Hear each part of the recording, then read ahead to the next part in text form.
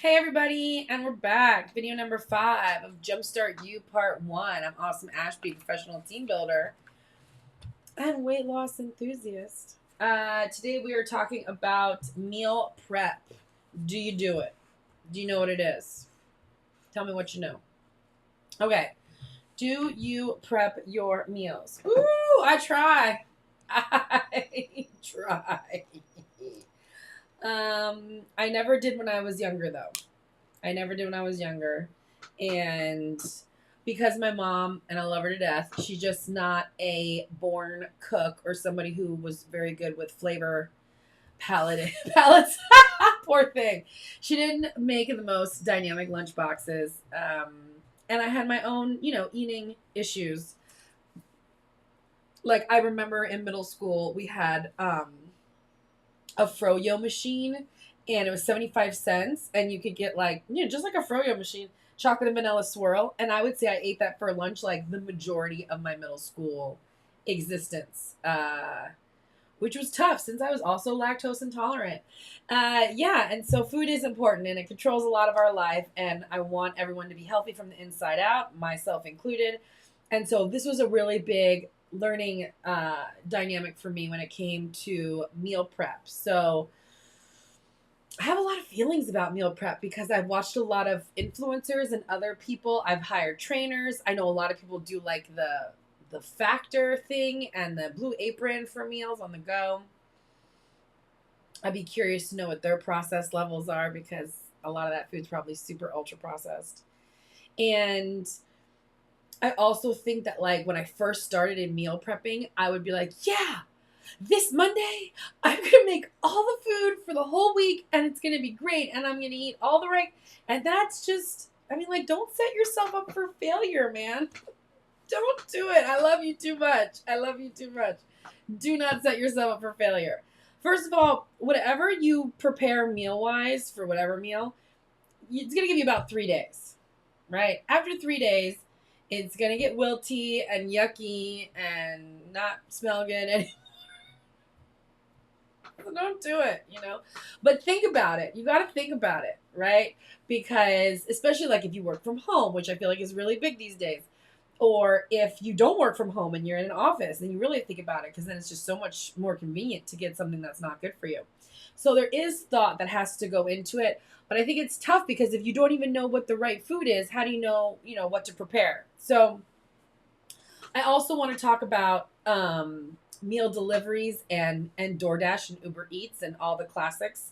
Yeah, so let me just roll some very dramatic stock footage for that. So here's some really amazing people doing meal prep that I feel like no one's meal prep ever looks this good. And that's probably why I put these in here because I was like, could my meal prep look like this? Maybe it could. I feel like it would take some time, but I do respect these dynamic things. But most of us, especially Gen Z, I want to say 51% of Gen Z and millennials find takeout and drive-thru meals essential to their lifestyle. So it's something that we're really into. We want someone else to do that for us. Look at this guy. He's like, I want to make your treats for you. Yeah, blinky, blinky. And so because of that, 75% of restaurants, 75% of restaurants traffic now consists of takeout orders. I'm sure a lot of that was because of the pandemic we went through 5 years ago. 40% of the survey's respondents use food delivery apps to order takeout 3 to 5 times a month. I thought it was going to say a week. And then look how happy she is. She's like, oh, yeah, I got the cake. Yum, yum, yum, yum, yum, yum, yum. And, it's the immediate gratification. That's what it is. What's happening right now is, and if we think about it, instead, like we need to pause. And that's the really tough part. When we're really hungry, it's tough to pause and think, what should I eat? Maybe a salad with other cool stuff in it. But if we don't even know how to make that salad and put the other cool stuff in it, how the heck are we going to go from ordering awesome takeout? Now, I also feel like you could order salad from a takeout. But I feel like that's harder to do. I think a lot of us in California were sort of used to that, especially here in LA. We're like, yeah, let's order a salad. But, spending good hard-earned money on a healthy salad with stuff in it, maybe not as tempting or as easy as like a big burger. You're like, And I get that. I understand you on that. And so I just like really want to insinuate how important it is for you to be in charge of your food. I feel like the last few videos really brought that topic home. It's like you have to be in charge of your food. The science backs this. You know, if you struggle with your weight, this is the key to changing that. Like all the things I'm saying in practice are a lot harder than me saying them, but it's about taking the steps to like see what's actually happening in front of your face.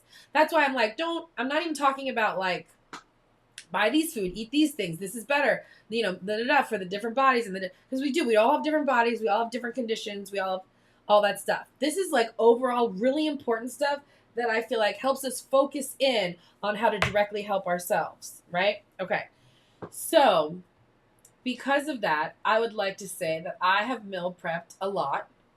I've learned a lot from it. So, my tips to you would be don't prepare anything more than 3 days out. Make it easy for yourself, not difficult. And it'll never be perfect. Like I have that issue with myself. Like I love those beginnings. Let's walk because I like to look how impressive. Like cheese looks impressive. I don't even like broccoli though, but that still is very visually dynamic. And same with the next guy. I'm just like, can you make my lunch for me? Look at that. Look at that. Like I want him to make my lunch for me. But these are things we need to learn on our own. Because if you are really wealthy, you can totally hire somebody to do all that for you and a trainer, and you're good. If you're down here on the ground in the earth, the rest of us who are like, hey, I got rent and bills and things to pay, then you're in the right spot because we're going through this step by step and I want you to have a good time with me. And so right now we're really just talking about if you prep your meals. Like I'm not even giving you examples because it's not about what, it's about the skeleton of it. Like I'll give you a good example, you know, and I talk about this in one of the other videos and I'll talk about it again. Oh my God, so close. Stop doing away. What? My camera's in love with me. Stop, camera. Stop. You're in love with me. I can't take it anymore. Go back. These AI cameras, I'm telling you. Woo, too close. Okay. So, we're talking about meal prep. Do you even do it? That's like my first question to you. Like, do you even do it? And if you don't do it, it's okay because we'll get there. But like, you know, then the next thing is like, where do your meals come from? So when I was younger, I feel like you get rebellious in your teenage years. At least I did. And I worked at a lot of restaurants. So then I was just eating at the restaurant. You know, I very rarely ever bought myself groceries or made anything. I definitely set some stuff on fire in my 20s. And so, yeah, I would just eat at work. You know, a lot of my jobs were at like a TGI Fridays or Olive Garden. Woo woo. My first, waitress job, a server job, whatever.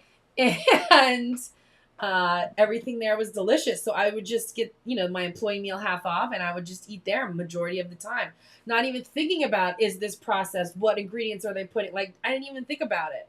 I think when I got older into my mid-20s and I was really focusing on losing weight, I would only order like a grilled chicken breast and a side of rice and a side salad because I just didn't want to eat a lot, But I wasn't thinking like, where did this chicken come from? Or is this chicken good for me? Or any of that stuff. Or like, is this the right kind of rice? What kind of rice is this? But I was happy that at least I was doing the chicken breast and the rice and the salad because decades later, I realized how valuable it is to have all the compartments of a full meal, which we'll talk about in the future. What I'm telling you is that statistics, like I read to you, 75% of restaurant traffic is takeout. 40% of the survey respondents of this study that I looked up, they get takeout 3 to 5 times a month minimum. 51% of Gen Z and millennials feel like takeout is a part of their existence. Like they couldn't live without it. And so I just think that really does leave your health in someone else's hands. Like I'm not telling you to stop getting takeout.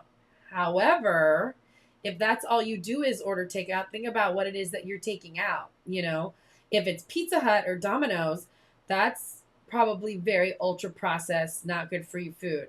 I'm a big fan of Takeout Organics, which is here in LA, and I think there's a few locations other places, but their food is very minimally processed and it's so delicious. And so I do when I do order takeout, it's from them majority of the time, uh, because I'm familiar, with their mission and the way they feel about food. I think we don't realize that like every company should have a mission and does. That's the basis of a company for their framework, and we should look that up. I mean, I think it's really just about the ignorance of it. So I don't want you to be ignorant as we go to the takeaways. Okay, so the takeaways for this video are: one, do you prepare your meals? It could be a yes or no answer. We're at the beginning. Don't push yourself, right? Do you prepare your meals? If you don't, you know, who does? Number two is: how often do you buy takeout or go to a restaurant to eat? I don't know. How often do you? I mean, I really enjoy it. I understand, but I try not to do it more than once or twice a month because I know that um, the restaurant has, a lot of ultra processed foods because they have a long shelf life. And then three, who taught you to eat?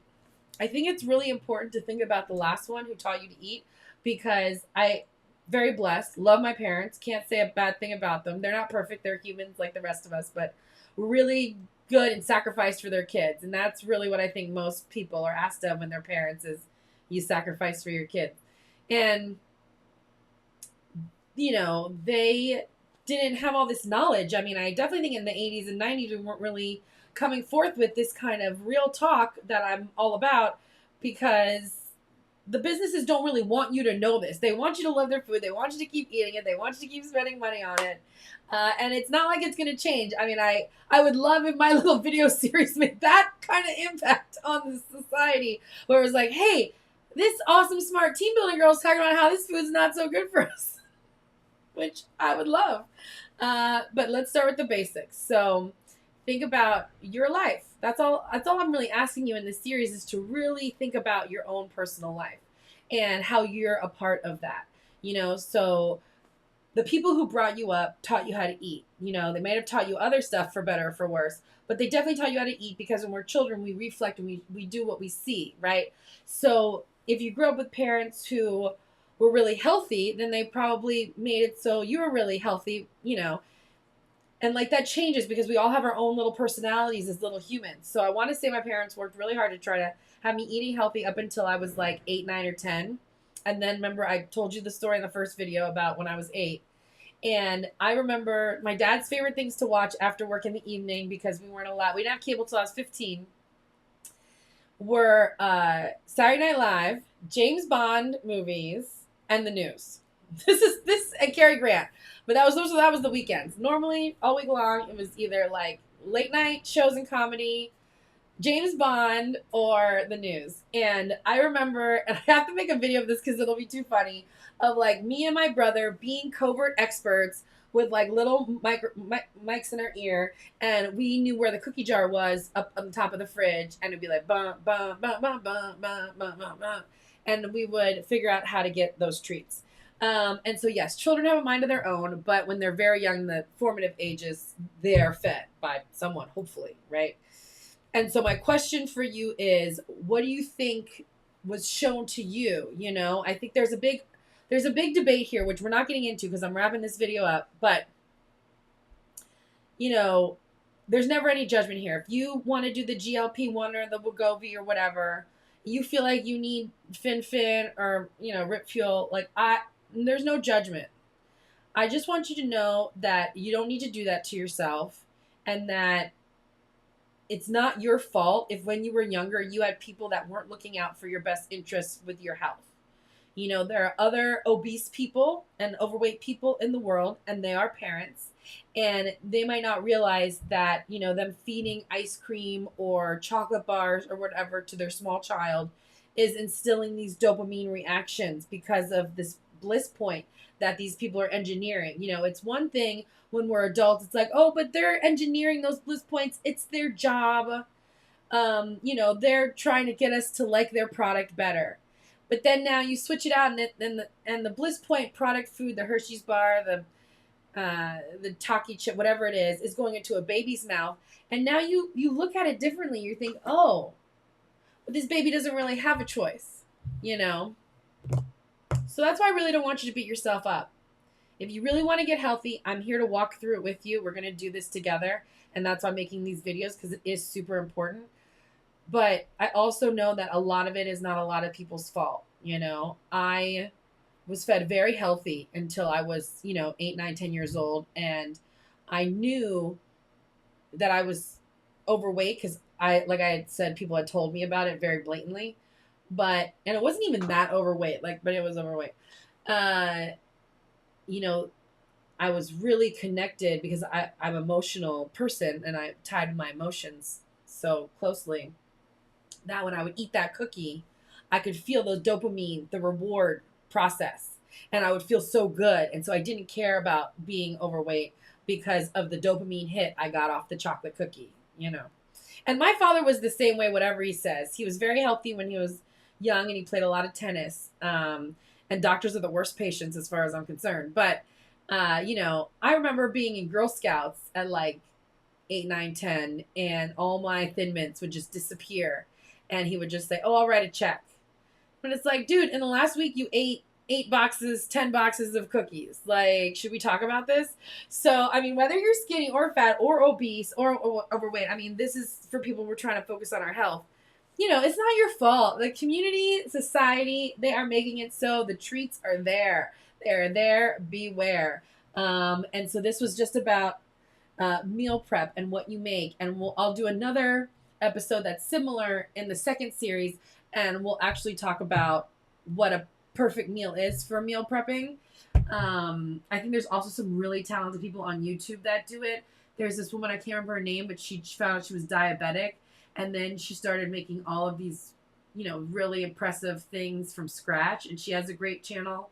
And there is something about complex carbs. I definitely want to do an episode of that because that was tough for me to understand for a long time. And I just love you. And I want you to have such a wonderful life. And I don't want you to spend half your life thinking about your weight like I have. And so we're going to learn the right way to do it. So, yeah, one more time, I just want to go over the actions. Do you prepare your meals? How often do you buy takeout or go to a restaurant to eat?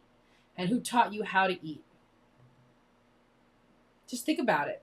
We're doing the thinking part of this process, right? And I've thought a lot about it. And it's never anyone's fault, but it is your responsibility because it's your body, your choice. And if you do have those reward triggers in you, we're going to talk about it because it's going to be important to be able to tell when that's happening so that you know what's going on. But I love you very much. I hope you have a wonderful rest of your day, week, or whatever's going on in your life. I will be back fresh and early tomorrow, and we will talk about this again and go to the next episode. And if you have a comment, please down below, let's start the debate. And I'm just really looking forward to this journey with you. Bye.